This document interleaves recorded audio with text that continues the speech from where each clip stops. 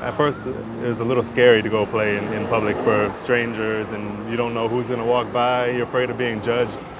Every single time you have to prove yourself over again. This is the first time that they've heard you.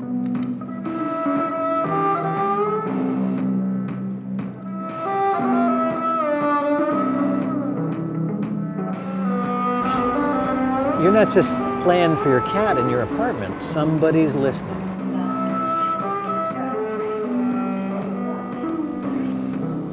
Do you remember the first time somebody came up and put money in a jar? I remember the first time a cop came up and gave money in a jar. I was like so shocked that he gave me $1 because usually they come chase you off.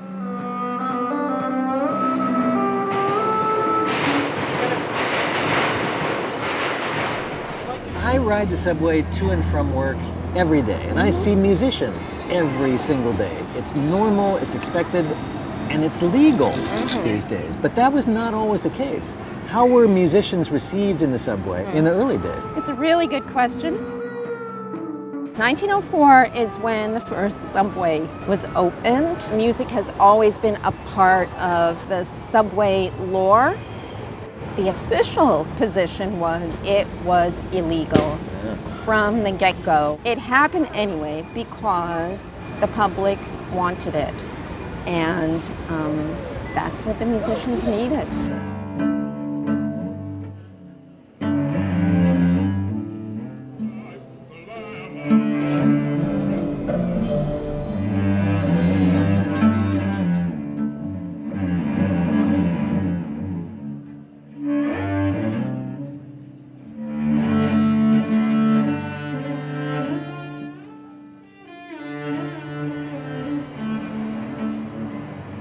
In the mid-1980s, an acoustic guitarist named Roger Manning, who hangs out in this area right here, was performing on the Lexington Avenue and 59th Street subway platform.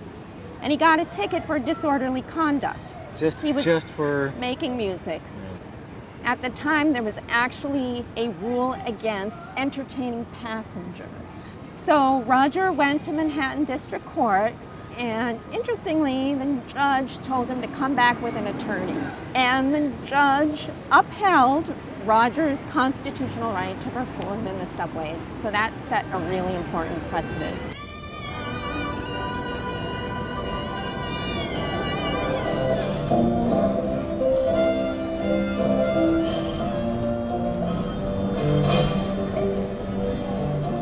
The musician and the rider are really creating this public culture together. And what could be more democratic, right? In the New York City subway, you meet so many different kinds of people, and every day is different.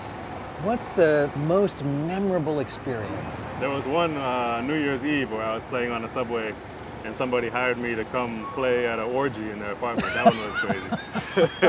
That was a very memorable one. I started playing in the subway in 2010. I still love it.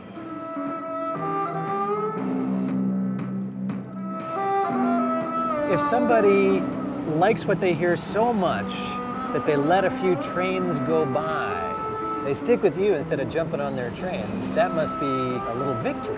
Yeah, you gotta really work for your audience, you know, you gotta really, really work for them. But once you have them, it's very satisfying to pull them in.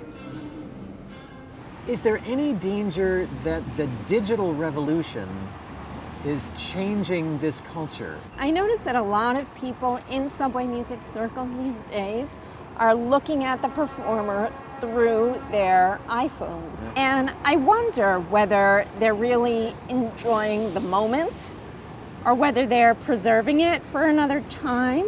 Or just looking for a good social media post? Yes, so does that change the interaction between people? Maybe, I really don't know. But I would mention that Stephen Baird is the dean of street performing in America. And Stephen always says, people have predicted the demise of street performing for generations.